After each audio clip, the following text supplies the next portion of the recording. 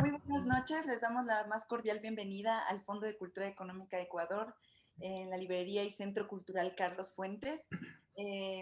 Como ya es habitual en estos encuentros mensuales acerca de dialogar con la filosofía, tenemos a nuestros invitados de este mes, quienes son Andrés Osorio, catedrático de la Universidad Central, Rafael Polo, también profesor de la Universidad Central, y Estefan Vinolo, catedrático de la PUSE. El tema que hoy nos convoca es el miedo, a propósito de la última charla que tuvimos, que salió como un poco ahí, como presente, estuvo presente, digamos, por decirlo así, en la charla. Entonces, bueno, sin más, le cedo la palabra a Estefan para que empiece nuestro diálogo de hoy. Buenas noches, Ariana. Muchas gracias por recibirnos una vez más en el Fondo de Cultura de Quito. Buenas noches, Andrés. Buenas noches, Rafael. Esta noche, como comentabas, hemos decidido hablar del miedo y inmediatamente notamos un punto interesante acerca de este tema, y es la doble valoración que tiene el miedo en historia de la filosofía. Por un lado, todos entendemos que el miedo ha sido valorado de manera negativa a la hora de decirnos, por ejemplo, tal como tal vez lo estamos viviendo hoy en día, o tal como lo viven ciertos países, cómo se puede manipular el miedo o cómo se puede manipular a la gente a raíz del miedo. Al final, lo que vemos hoy en día con el tema de la salud es que si yo logro convencerle a alguien que está dentro de un peligro mortal y generarle miedo, pues puedo exigir casi lo que sea de él. Y me imagino que muchos de nosotros hace un año y medio, si se nos hubiera contado todo lo que hemos aceptado como ciudadanos viviendo en países democráticos, probablemente no lo hubiéramos creído. Pero por otro lado, también existe en filosofía una valoración muy positiva del miedo.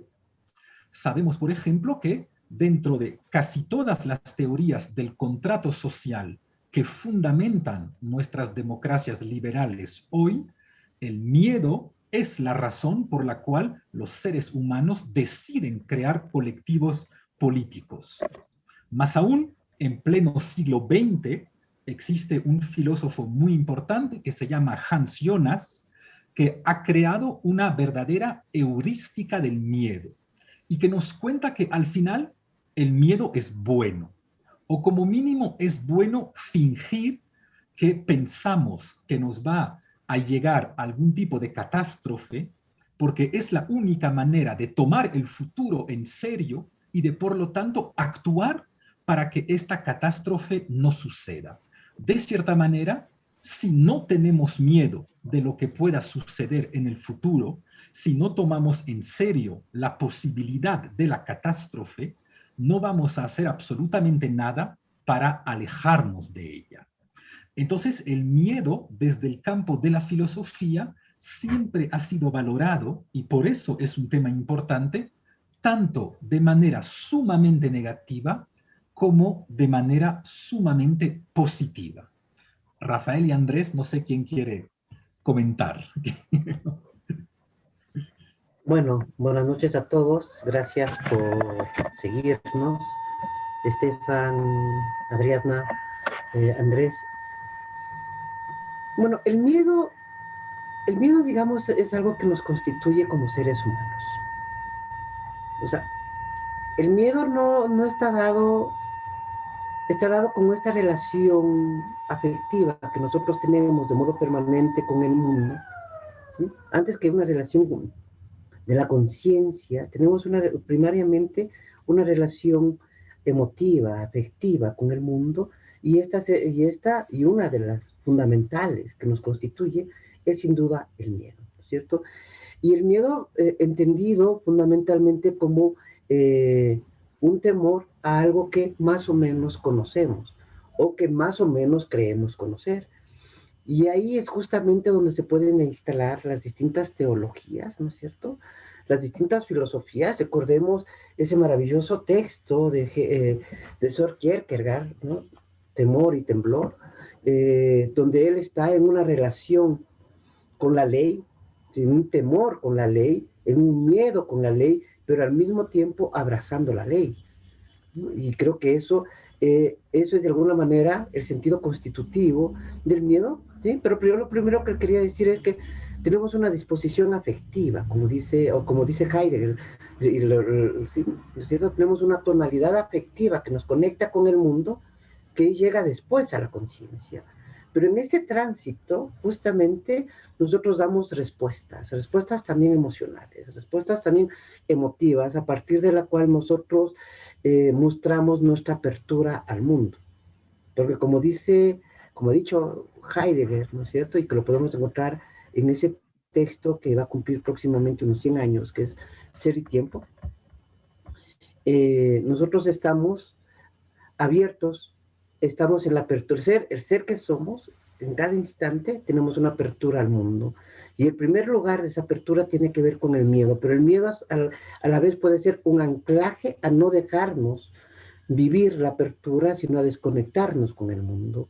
Y creo que desde esa perspectiva, la valoración que se tiene en la filosofía, en ciertas ideas existencialistas en Heidegger, es más ver al miedo como eh, podemos decir, como algo negativo, y sin embargo constitutivo nuestro.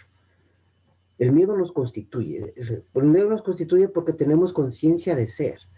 Y justamente el miedo está ligado a perder esa conciencia, a no poderla usar, a no poderla desplegar. Hay un miedo ahí constitutivo. Si somos si somos seres emotivos, pero también seres de la conciencia, el perder la conciencia puede aterrarnos, puede simplemente anularnos. Y un tercer elemento, yo creo que hace un año y un poco más, ¿no es cierto?, el mundo está experimentando lo que ya algunos filósofos habían denunciado a las décadas anteriores, ¿no? En la conversión del estado de excepción en un estado de la normalidad, donde la excepción es justamente reducir al ser humano a su condición biológica, a su condición a la lucha por sostener la especie, y no verlo, y cómo a partir de ahí se pueden gestionar políticas médicas, políticas sociales y políticas económicas. Hay una gestión del miedo que es constitutivo de los estados de excepción para generar una gubernamentalidad política. Y creo que esos son los tres aspectos que me parece que deberíamos poder discutir, ¿no? El miedo como una tonalidad afectiva, emocional que tenemos con el mundo, el miedo como una forma con ese miedo y ese riesgo de perderlo, de perder la conciencia y de perder el rostro, ¿no? Rostro y conciencia son con los que nos vuelve humanos, según decía el filósofo Levinas, y por otro lado, esta idea de que el miedo es uno de los recursos más importantes en el ejercicio de la política. A mí me parece interesante en la vía que rescataría y tal vez acotaría de que el miedo es hijo, dice la mitología, es hijo del amor y la guerra. Y en esa vía me parece que podemos rastrear tanto la mitología, que puede darnos cuenta de esa constitutiva experiencia que señala Rafael de lo humano, y que lo relaciono también con la valoración, o estas dos valoraciones, positiva y negativa, acerca del miedo, en la medida en que muchas veces en el campo, por ejemplo, la psicología, al miedo, a las expresiones del miedo, se las patologiza y se las interpreta como siendo negativas. Y me parece que proponerlo en esta vía que Estefan decía positiva o buena, me parece que es reconocer en el miedo una función, y una función estructurante, una función que es parte constitutiva de lo humano. Y en esa perspectiva entonces nos conectamos con lo que les decía.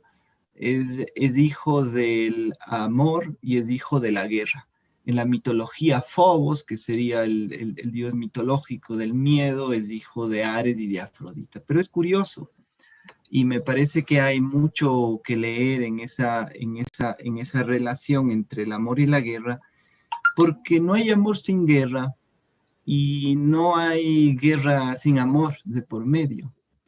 Y en ese sentido me parece que ahí está, digamos, el nudo o un nudo, una base constitutiva o constituyente del miedo en la medida en que, claro, ¿por qué hay, digamos, no hay guerra sin amor?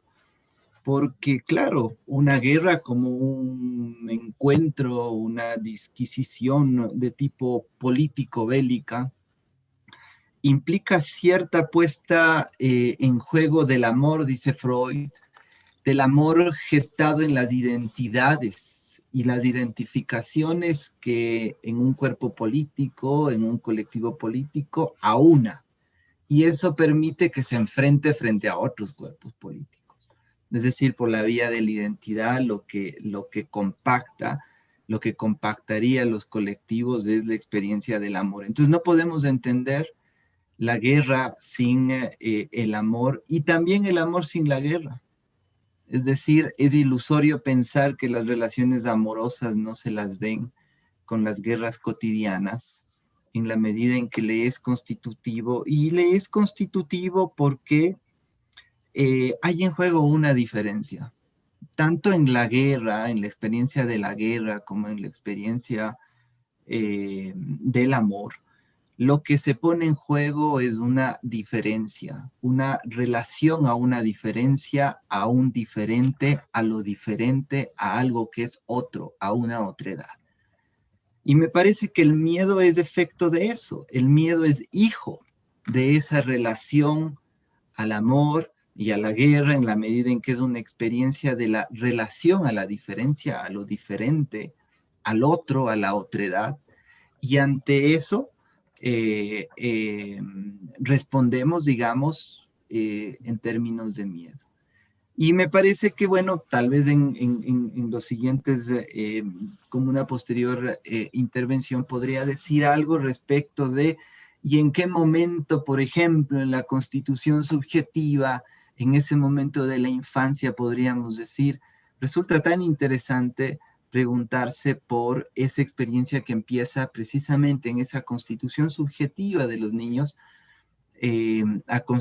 a organizarse esa experiencia del miedo como sostenida de esa relación a la experiencia con lo diferente, con la diferencia, ¿no? Entonces, por ahí lo dejaría por el momento como planteamientos para abrir esta charla.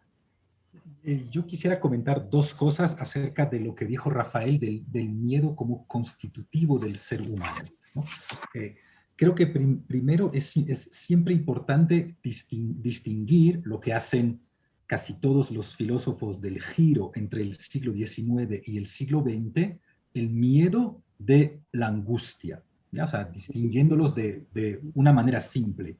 Tal como comentaba Rafael, el miedo es ante todo una relación con el mundo, es decir, una relación con ciertos entes del mundo. Cuando al contrario, la angustia siempre es más bien angustia de sí mismo o angustia frente a uno mismo. Retomo rápidamente el ejemplo que comentaba Sartre sobre este punto porque me parece que aclara bastante la diferencia, ¿no? Cuando yo me estoy paseando por un alcantillado, pues puedo tener miedo a caerme, ¿no? Puedo tener miedo a caerme porque mi cuerpo es un cuerpo del mundo, por lo tanto está sometido a la ley de la gravedad y sé que puedo caerme y eventualmente matarme. Entonces, eso sería el miedo, cierta relación con mi corporeidad o mi mundanidad, por así decirlo.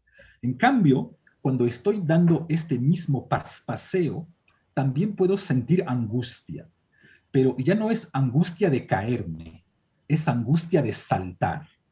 ¿Por qué siento angustia? Porque sé que en realidad nada se puede oponer al hecho que yo salte y que estoy absolutamente libre en mi propia subjetividad de saltar y que en cada instante de mi vida yo debo encontrar alguna buena razón para no saltar. Entonces, tal vez debamos oponer el miedo como relación al mundo, como relación originaria al mundo, y la angustia como relación originaria consigo mismo. Y si aceptamos esta pequeña definición del miedo, pues entonces también deberíamos decir que, de cierta manera, el miedo refleja algo de mí, porque el miedo no es completamente primero. Para tener miedo, ya supone que yo haya establecido o construido todo un proyecto de vida. Por ejemplo, alguien llega ahora mismo en mi casa y me amenaza con una pistola. ¿Siento miedo o no? Pues en realidad solo siento miedo si es que yo valoro más la vida que la muerte.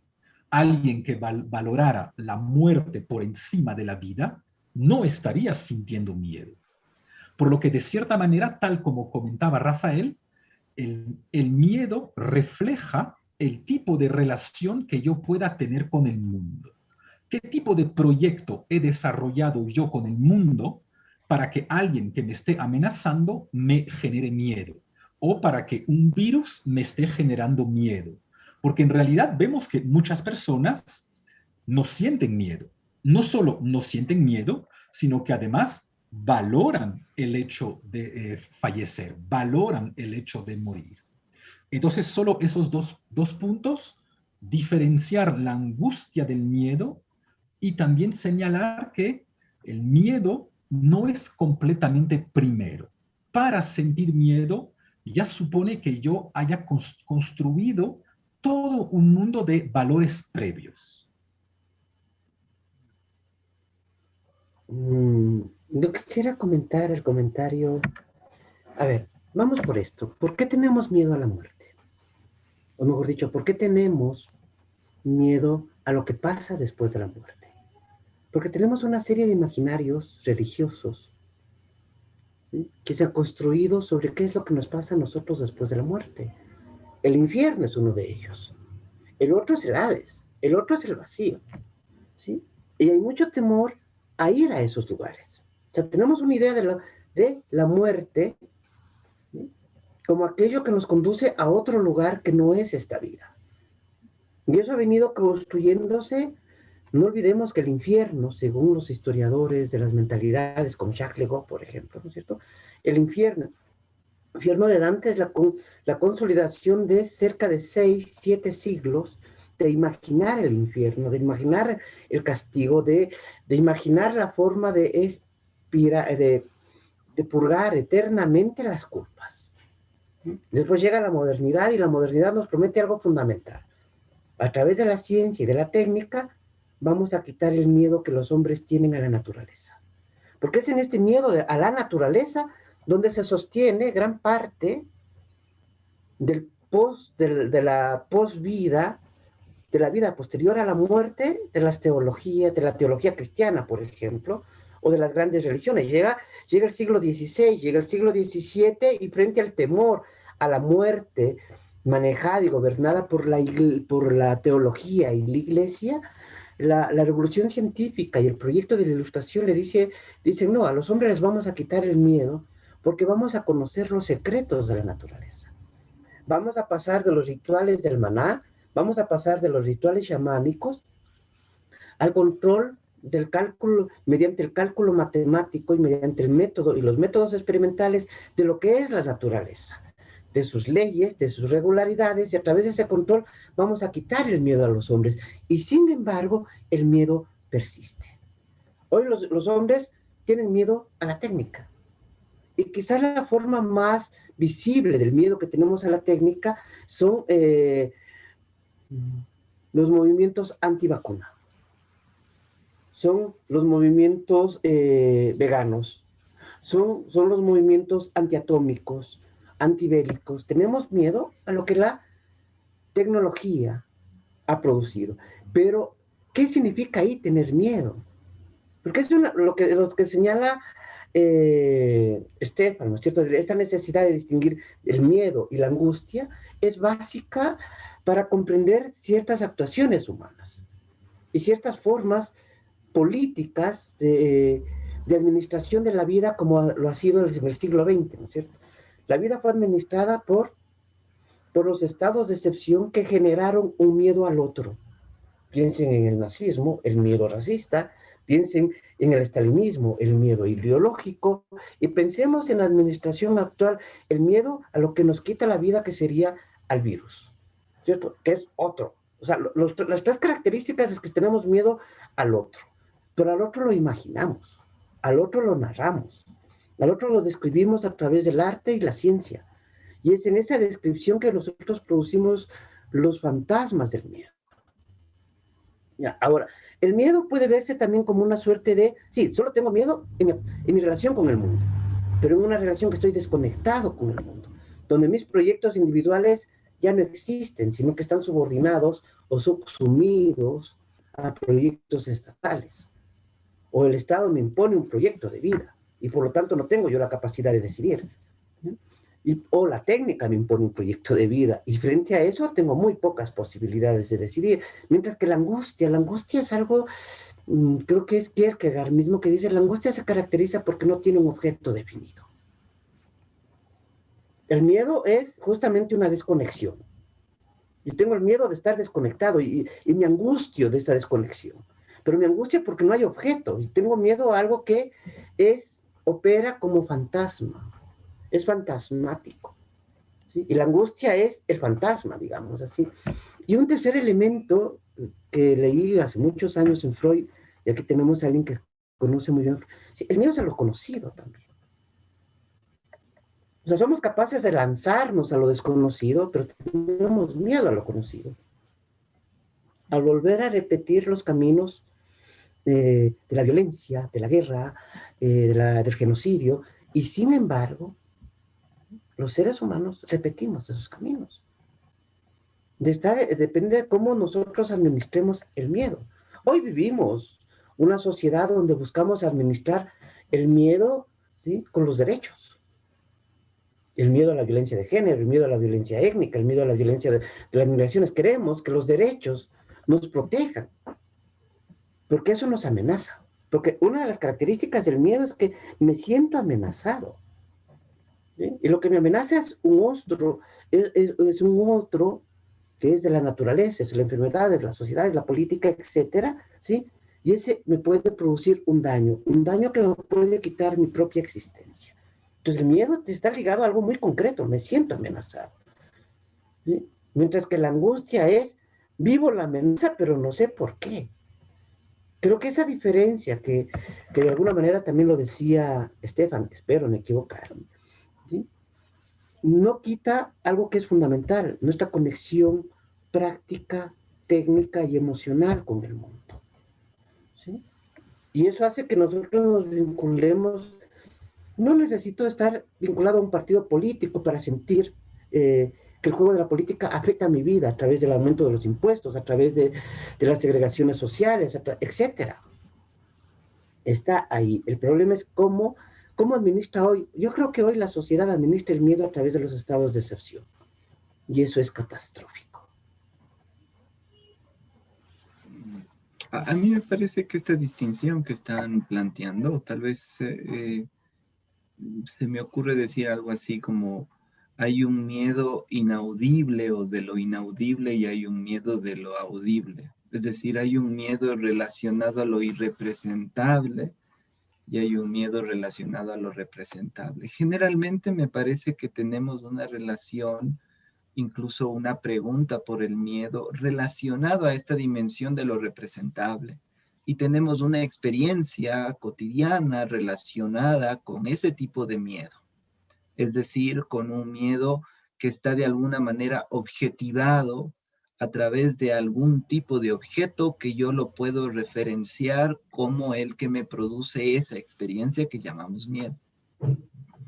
Pero me parece fundamental, claro, concuerdo con lo que están diciendo en relación a la diferenciación con la angustia, en la medida en que me parece que ese miedo irrepresentable o ese miedo de lo inaudible, de lo que no se puede decir, qué es lo que me produce una experiencia, por ejemplo, de cierto temor o miedo, sería la angustia o estaría del lado de la angustia. Ahora, en ese sentido me parece que no hay que o no habría que desligar una experiencia de la otra, sino que son constitutivas y simplemente serían como dos dimensiones que operan a la par en la experiencia humana. Y desde esa perspectiva podría preguntarme un poco por ahí, era mi pregunta acerca de cómo se constituye o cuándo se constituye esa experiencia. Y desde ahí decía, es hijos del amor, el miedo es hijo del amor y de la guerra, en la medida en que es precisamente en relación a la experiencia del amor, o eso que llamamos amor, que nos constituimos como sujetos y como hijos de esa experiencia en relación al amor que no va sin la guerra. Es decir, nacemos en una relación marcados, por ejemplo, entre dos distintos. La constatación o la experimentación de esa diferencia, por ejemplo, la diferencia, no estoy hablando en términos de género, sino en términos de una lógica de lectura de lo sexual distinta, nada más, que no es la de las teorías de género. Ahí donde yo reconozco que, por ejemplo, hay una diferencia entre papá o mamá, entre el padre y la madre, o entre un hombre y una mujer, como posiciones distintas respecto de una relación, por ejemplo, es ahí donde surgimos como sujetos y es ahí donde se va a sembrar el miedo. Se va a constituir el miedo en estas dos vías, ¿no? En esta vía de lo irrepresentable y de lo representable, en la medida en que es ahí en donde nos enfrentamos a esa diferencia entre los sexos que llama Lacan y que de alguna manera constituye o siembra esa experiencia que luego se va a expresar a través de una objetivación, sí, pero que es constitutiva. Y en ese sentido me quedaría en esa idea de lo constitutivo, de cómo en la familia o en el seno de la familia, por decir de algún modo, es en donde se juega esa diferencia y donde la experiencia que termina siendo traumática respecto de ver que cómo es que este papá y mamá, o puede ser una relación de cualquier modo, pero siempre va a existir una diferencia entre uno y otro. ¿Cómo es que están juntos y separados? ¿Cómo es que pelean y están ahí mismo? Eso en la constitución subjetiva es traumático y esa es la raíz, diría yo, de la experiencia del miedo, tanto en esa dimensión más cercana a la angustia como a esta objetivación más específica o referenciada en relación a algún objeto específico. Eso me parece que lo que comenta Andrés acerca del miedo, en tanto que amor y guerra, hay un autor que nos permite pensarlo perfectamente y que nos permite avanzar un poquito en lo que estamos diciendo, y eso obviamente René Girard, ¿no? El antropólogo de la religión René Girard, que plantea lo siguiente. Solemos pensar en casi todos los discursos políticos o éticos contemporáneos, solemos pensar que el objeto del miedo siempre es la diferencia. Entonces, por ejemplo, vamos a pensar que el racista tiene un problema con las personas diferentes, que el católico tiene problemas con los musulmanes y los judíos porque son diferentes. Y lo interesante de Girard es que justamente nos dice que el miedo funciona exactamente al revés. El problema del miedo nunca es la diferencia, es la identidad. Por eso, tal vez no logremos luchar en contra del racismo porque lo planteamos mal. El racismo no es un problema de miedo a la diferencia. Al contrario, la extrema derecha francesa estaría encantadísima que los musulmanes y los no musulmanes vivan en barrios diferentes. Estarían encantadísimos que sus hijos vayan en escuelas diferentes a las escuelas a las cuales van los hijos de las personas musulmanas. Por lo que, de cierta manera, el racista es un fanático de la diferencia. Lo que le genera miedo es, al contrario, la identidad. Cuando vamos a decirle, tú vas a vivir en los mismos barrios que los musulmanes y tus hijos van a ir en las mismas escuelas que las poblaciones musulmanas. Y eso me parece interesante porque justamente nos permite pensar que amor y guerra, o que al contrario, la violencia y el miedo nunca provienen de la distancia, sino que siempre provienen de la cercanía. ¿Se acuerdan que es justamente, bueno, Andrés comentará eso porque lo saben mucho mejor que yo, todo el problema justamente del Edipo es la identificación con el padre? A partir del momento en el cual yo me acerco demasiado a los deseos de mis padres, va a surgir cierto tipo de problema. Y este juego de cercanía y distancia, de cierta manera, inunda nuestra sociedad y tal vez por eso seamos necesariamente, tal como decía Rafael, tal vez no podamos deshacernos del hecho que seamos animales y sociedades del miedo. Porque de cierta manera, toda la sociedad nos invita a cierta identidad. Por ejemplo, yo constantemente les digo a mis estudiantes, lean tal como yo hago, estudien tal como yo hago. Es decir, todo el trabajo de transmisión cultural es un trabajo de identidad, es un trabajo de mimetismo. Siempre invitamos a los otros a ser como nosotros. Pero ¿qué pasaría si un estudiante me diga, efectivamente, Estefan, yo voy a ser exactamente como tú, así que voy a desear a tu esposa tal como tú lo haces? Ahí de repente la cercanía generaría miedo y generaría violencia.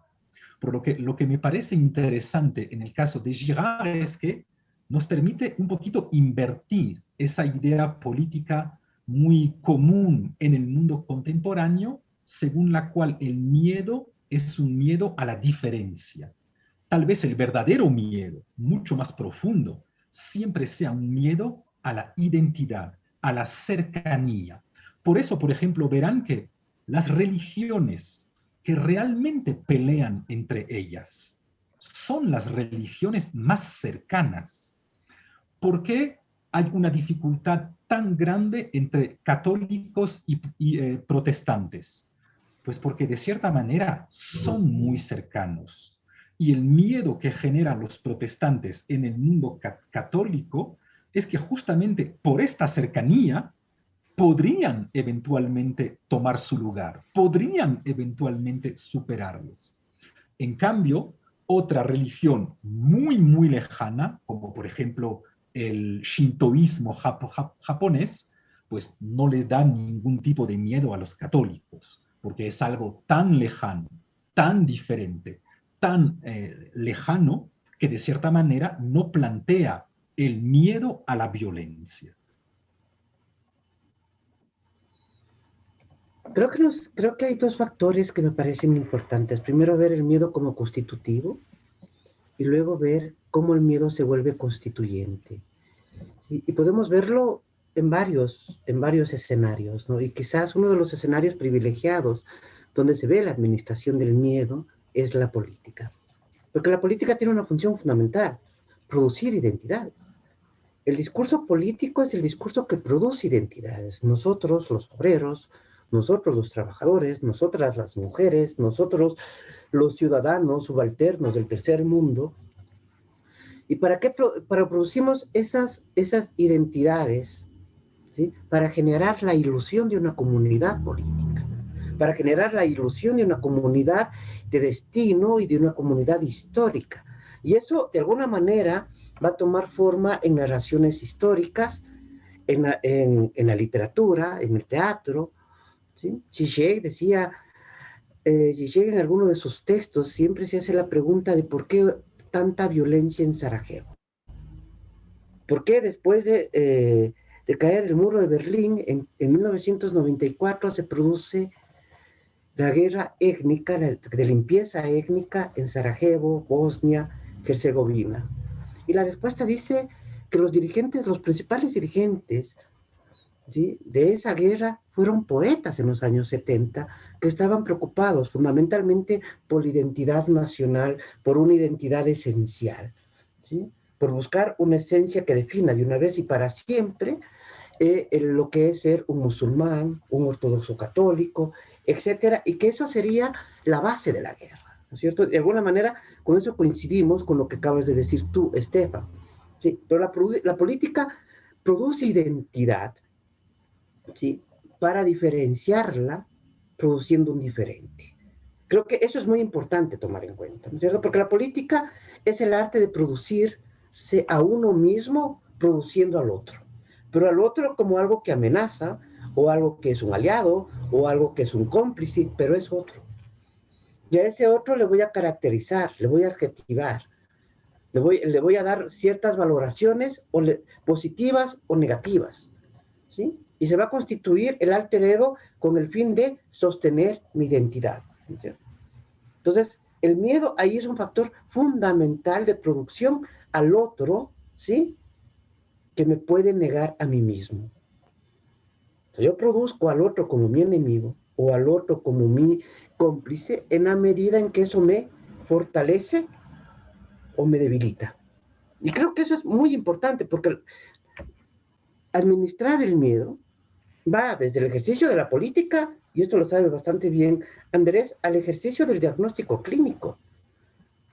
¿Sí? De alguna manera, los estudios sociológicos que se han hecho al respecto han mostrado que basta 3 personas para encerrar a una: la víctima, el médico y la orden judicial. Y con eso le encierras a una persona, ¿sí? Le cierras a una persona 3, 5 o toda la vida, ¿no? Le patologizas, le monstrificas, le vuelves un monstruo o una monstrua y lo separas, ¿no es cierto? Entonces ahí también juega un papel muy importante la producción desde el miedo de aquello que se puede controlar. ¿Y qué es lo que se puede controlar? Lo que tiene identidades fijas. Porque lo que no tiene identidades, lo que tiene identidades fluctuantes, lo que incorpora el azar, lo que incorpora de alguna manera la contingencia, el poder no sabe qué hacer frente a eso y usa la violencia. Yo quisiera decir algo respecto de lo que yo creo que se podría denominar algo así como la paradoja del miedo, o lo paradojal respecto al miedo. En esta aparente oposición que me parece que planteaba Estefan en relación al el miedo a lo diferente o el miedo a la identidad. Y yo creo que quizás habría que ir un poquito más, en un pasito más y decir, es que no hay identidad sin diferencia en juego y no hay diferencia sin identidad que la haga de alguna manera sostenerse. Entonces, en ese sentido, me parece que efectivamente el miedo es un efecto, una respuesta ante lo diferente que no se va a sostener sin lo que hace identidad. En el plano de la guerra lo decíamos, en el enfrentamiento bélico, es decir, una comunidad política, por decir de algún modo, se enfrenta con otra, y social política, y no se va a dar ese enfrentamiento, esa discordia, si no es a partir de la puesta en juego de una diferencia, pero a su vez de una identidad.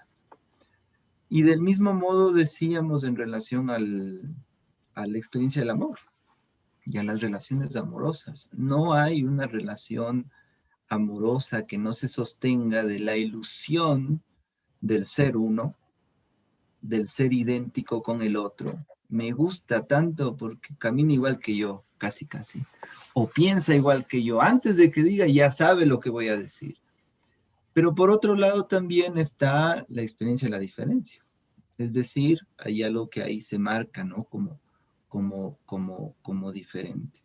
Entonces, en relación también a lo que decía Rafael, me parece que en esta distinción entre el amor y la guerra que yo hacía, me parece que se puede citar algo así como la experiencia de la familia, como una experiencia en donde el miedo se juega de una manera, en el ámbito de lo familiar, de la familia, por decir de algún modo.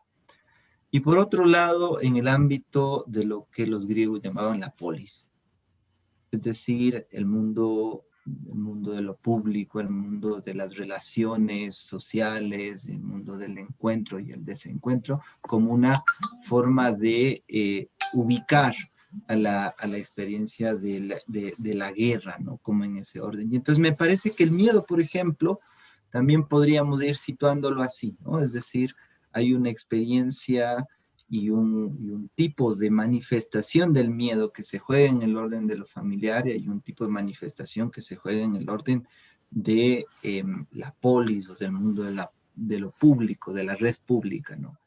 Y como manifestaciones distintas, aunque lo que yo podría decir, y apoyando digamos, en algunos autores, diría algo así como quizás esa experiencia del miedo que se sitúa en lo familiar es constitutiva para esas experiencias posteriores que se sitúan en el mundo de la polis, ¿sí? Hay algo ahí que es constitutivo en la organización del sujeto en el plano de lo familiar, como decía Estefan, esa relación al Edipo, que es esa relación a la diferencia, o esa relación, precisamente la inscripción en ese orden de la diferencia. Es como los niños cuando se preguntan, ¿de dónde vienen los niños? Entonces se genera un montón de respuestas, mitos, narraciones, pero en definitiva podríamos decir, se provienen del encuentro entre dos personas que vienen de dos familias distintas y que están posicionados sexualmente de modo distinto, y ahí se unieron y surgió, es decir, surge de ese encuentro de esos diferentes precisamente, ¿no? Como para acotar algo de esa paradoja del miedo. Sí, hay un punto importante, me parece que comentaron ambos, y es esta experiencia simultánea en el miedo de la identidad y de la diferencia. Y eso creo que nos permite pensar un punto para mí importante del mundo contemporáneo. Bien sentimos políticamente que siempre es más fácil unir a las personas en contra de algo que a favor de algo. Y eso todos los hemos experimentado incluso históricamente. Bien sabemos que durante el siglo XX, 67 millones de franceses no tenemos ni la mínima idea de lo que hacemos juntos, salvo que odiamos a Alemania y odiamos también a los ingleses. Y eso nos permite unirnos. Vemos hoy en día a nivel más amplio, en la Unión Europea, 28 países, tenemos una moneda común, tenemos un mercado común, tenemos culturas bastante similares, y a pesar de esto sentimos que no formamos una verdadera unidad. ¿Por qué? Porque no tenemos a un enemigo común que nos genere miedo. Y miren ahora cómo estamos pasando a un nivel mundial de eso. Al final, ¿qué nos plantea la ecología hoy? Pues la ecología hoy, podríamos decir desde este punto de vista, que es intentar convencerle a la humanidad entera, es decir, ya no a un país, ya no a un continente, sino a la humanidad entera, que sobre todos nosotros pesa alguna amenaza tremenda, para que podamos reaccionar, ya no cada uno en tanto que país, sino como una humanidad entera, con este famoso mito de todos estamos en el mismo barco, todos compartimos el planeta, bueno, etcétera, todos esos mitos románticos infantiles. Pero bien sentimos que detrás de eso, tanto para unificar Francia, unificar la Unión Europea o unificar ahora el mundo, pues hay cierto uso del miedo, porque siempre es más fácil, por alguna razón misteriosa, siempre es más fácil unir a las personas por razones negativas que por proyectos positivos.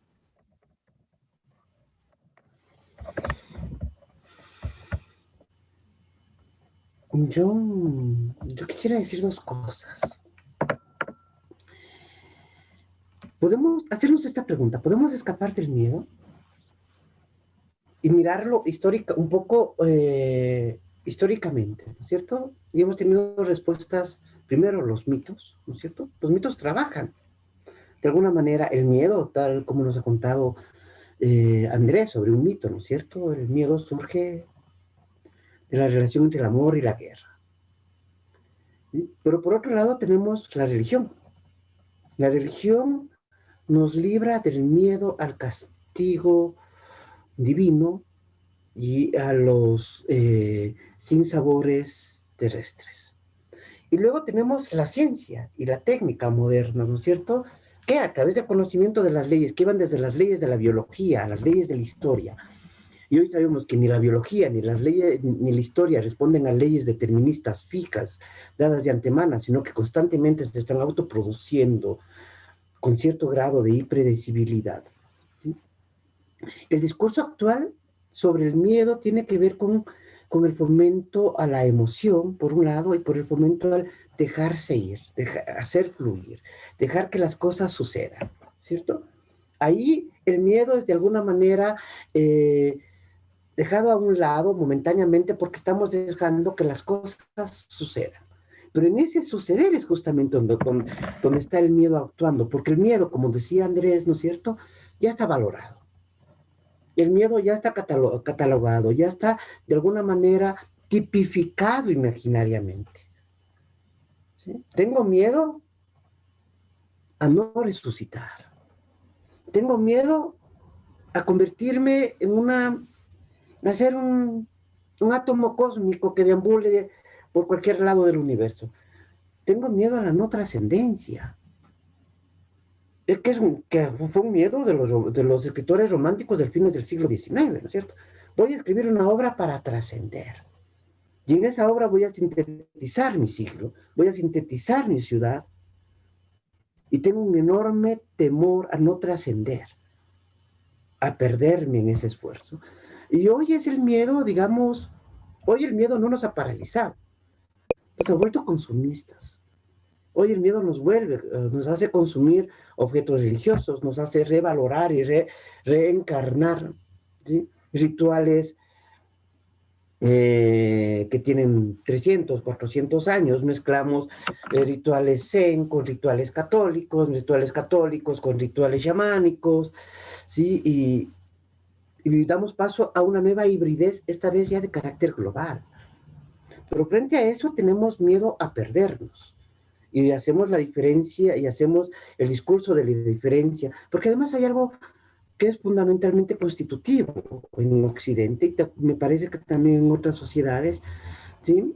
Esto de la identidad y la diferencia como una lógica, tanto lógica, ¿no es cierto? Lógica de los principios, del análisis del pensamiento, como lógica práctica, ¿sí? Constante. Pero la identidad y la diferencia se han valorado de distintas maneras, ¿sí? Y hemos pasado un siglo donde lo diferente ha sido visto de modo negativo, ha sido visto desde la exclusión y ha sido sometido de modo permanente a la persecución. El miedo al otro racial, pensemos lo que pasó en la Alemania nazi con los gitanos. Los gitanos eran gente sin Estado, sin pueblo, por lo tanto nadie va a reclamar por ellos. Porque es un pueblo sin Estado. Luego tenemos el miedo ideológico al otro, ya sea al democrático liberal o ya sea al comunista, ¿sí? O hemos pasado también por el discurso del miedo al terrorista, y el terrorista es cualquiera, ¿no? Cualquiera. ¿Ya? Y hemos preparado frente a eso el discurso de los derechos y de las identidades. Actualmente tenemos miedo a la tecnología, y sin embargo repetimos permanentemente que lo único que nos puede salvar es la tecnología. Entonces, el miedo también nos atrae. El miedo o sea, pensemos, ¿qué es lo primero que ve un católico cuando entra a la iglesia? No ve a Dios, ve a un Cristo sangrante crucificado. Ve a la víctima. ¿Sí? Y es una víctima que además nos interpela moralmente a que paguemos una deuda moral que por principio es impagable. Y si no pagamos esa deuda, seremos condenados, seremos excluidos. No estamos en tiempo de las excomuniones y sin embargo hay excomuniones. Entonces el miedo el miedo está ahí. No hay acción humana que no esté valorada. Y cuando hay una acción humana que no está valorada, rápidamente las narrativas operan para valorarla, porque es una forma de neutralizar. Tenemos mucho miedo a aquellas cosas que se nos escapan de las narrativas, o que no puedan ser identificadas, o que no puedan ser reguladas y administradas. Incluso, fijémonos que tenemos miedo, algún rato hablamos con Andrés de esto, ¿no? A tener una mesa redonda, ¿sí? Y no dar conclusiones, sino dejar abierto, como nosotros lo estamos haciendo, ¿no es cierto? Un ejercicio que tiene muchos riesgos. Conversamos y dejamos abierto. Porque de alguna manera el miedo también tiene que ver con esta necesidad de dirigir o de obedecer. Y ahí tiene un factor fundamental la política y la religión. Eso me hace pensar un poco en la relación entre el miedo y la ruptura. Algo así como si el miedo sería también algo así como una experiencia respecto de lo que puede hacer corte, de lo que puede hacer quiebre, respecto de determinadas construcciones, sean sociales, políticas o también subjetivas. Cuando digo construcciones me refiero a esas construcciones en las que todos nos sostenemos o en las que las sociedades, digamos, el cuento de la patria o del Estado, de las identidades, etcétera, etcétera, que de alguna manera dan cierta estabilidad. Desde ahí un poco quizás me relacionaría lo que decía Estefan respecto de esta invitación al encuentro en esa humanidad global o en esa humanidad entera respecto de estos valores, estas valoraciones y valores o construcciones en las que debiera encontrarse, digamos, más allá de la diferencia. Y creo es algo así como, reconocería yo, no sé si Estefan iba por ahí, pero es algo así como algo de temer, de algún modo, algo a lo cual huir, porque esa idea de que efectivamente solo reinaría, por decir, y discúlpeme la redundancia, el reino del amor, sin la guerra, sin lo distinto, sin la discordia, sería precisamente como encontrarse en la identidad. Lo relaciono un poco con la lógica de las pulsiones y lo que en Freud lo trabaja como pulsión de muerte. Freud dice algo así como que la pulsión de muerte la define como una especie de deseo de no deseo. Es decir, la muerte en el encontrarse en la identidad absoluta, por decir de algún modo en el hilo que decía Estefan. Y en esa perspectiva me parece que resulta interesante cómo, digamos, también reconocer cierta función, como decía Estefan, positiva del miedo y necesaria en el plano social y político, porque permite reconocer de que a partir del miedo precisamente nos podemos reconocer en la diferencia, es decir, la diferencia no está antes, sino que se la construye. Y esa construcción no está sin la experiencia de miedo.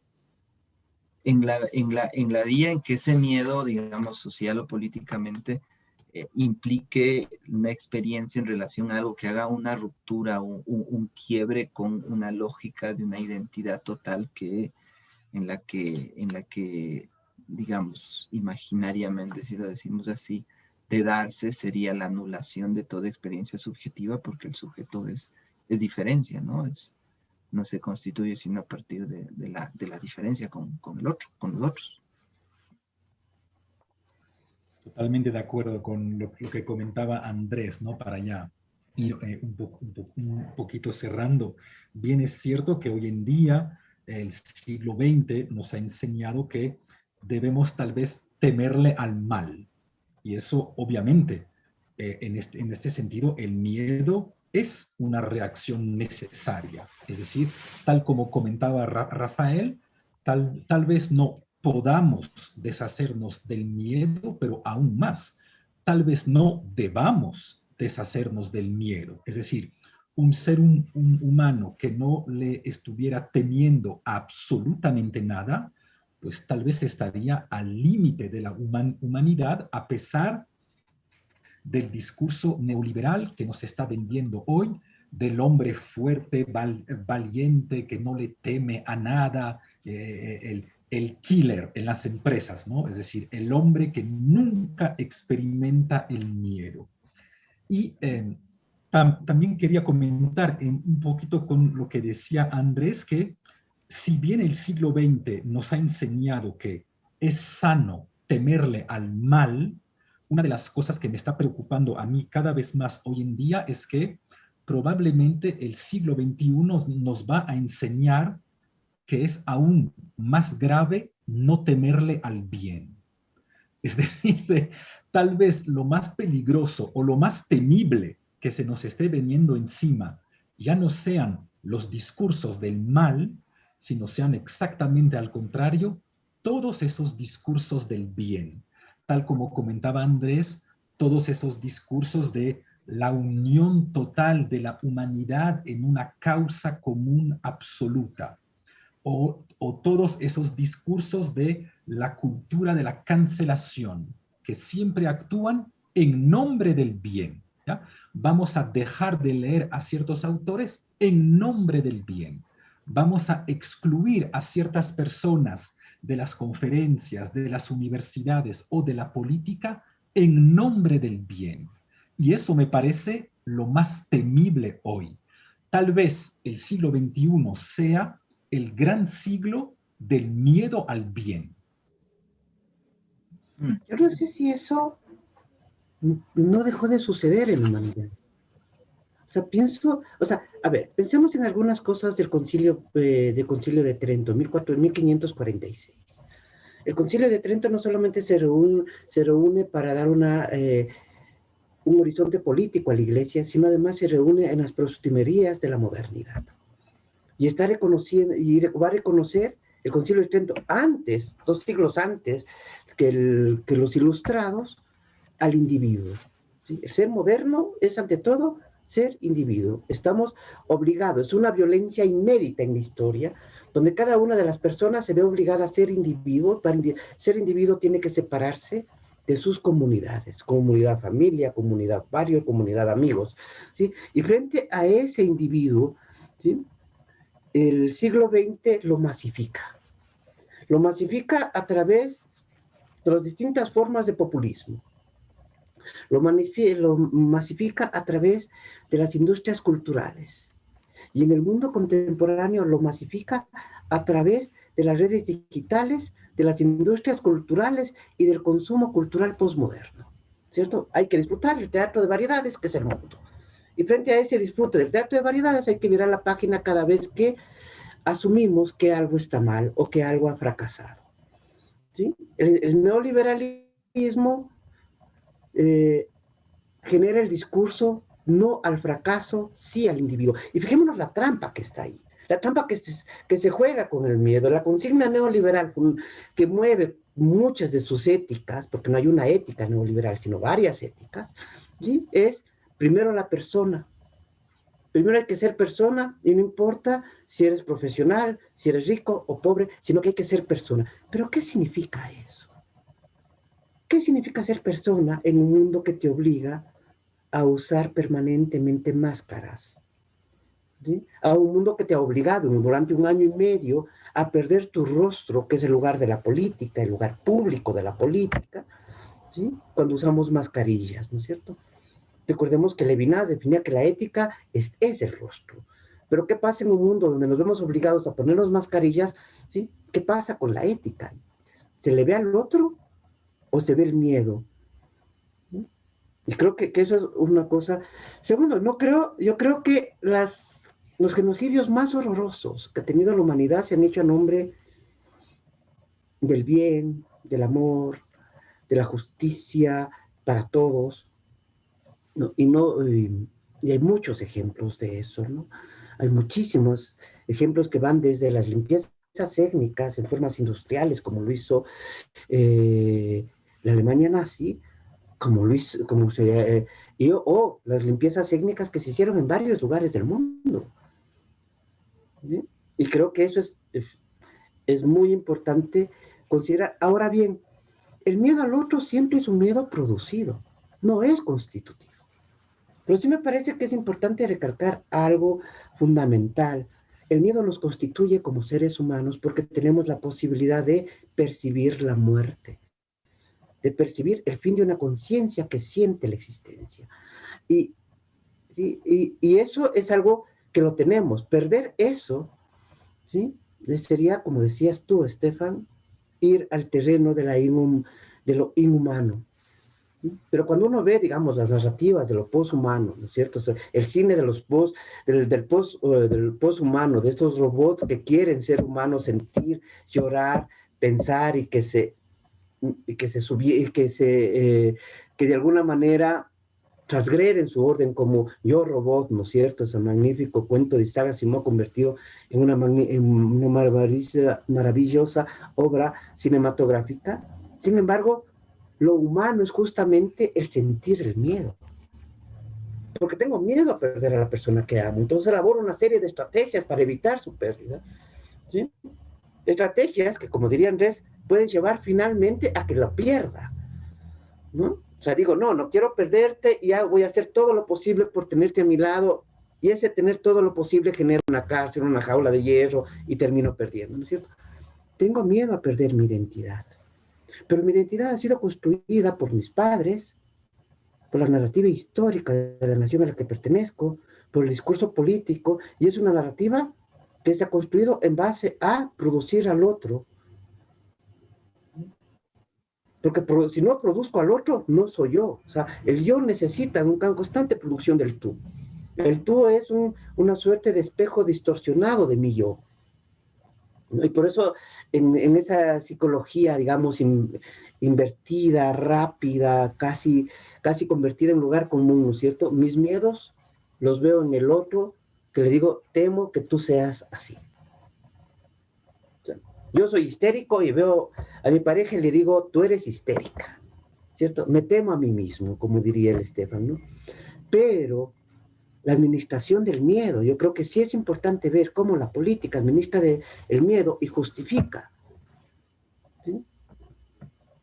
Regímenes de seguridad, justifica el tener ejércitos y policías cada vez más poderosos, que justifica el tener códigos que me permiten ingresar a las cuentas de Facebook, etcétera, de los ciudadanos digitales, ¿sí? Y al mismo tiempo estoy desarrollando discursos de los derechos, pero como Estado, ¿sí? Hago de esos derechos mi derecho de poder vigilar. Hoy vivimos una época de la hipervigilancia. No solamente nos vigila el Estado o los bancos para saber si podemos ser o no sujetos de crédito. Nos vigilamos entre nosotros. ¿Sí?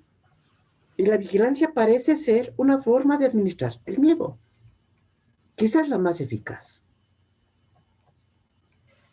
¿No? Creo que hay preguntas ahí que los politólogos, los sociólogos, los psicoanalistas, ¿sí? Tienen por delante enfrentar.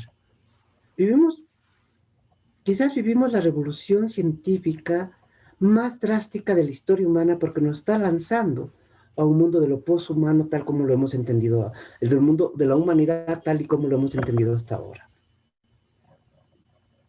Vamos a vivir con las máquinas y en cierto sentido convirtiéndonos también en máquinas. Eso implica rehacer todas nuestras categorías, incluyendo nuestros valores y nuestras valoraciones, incluyendo nuestras formas de sentir.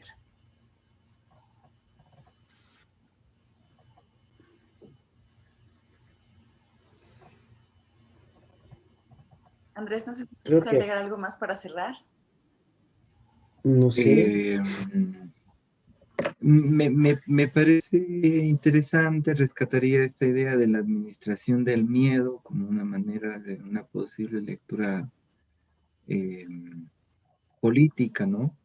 y esa administración del miedo, digamos, como la relación entre el miedo y cierta modalidad en la que se expresa la moral históricamente, que me parece que Estefan señalaba, en eso que del bien y del mal, digamos, se establece una relación y en relación al miedo al bien o el miedo al mal. Y en esa vía creo que las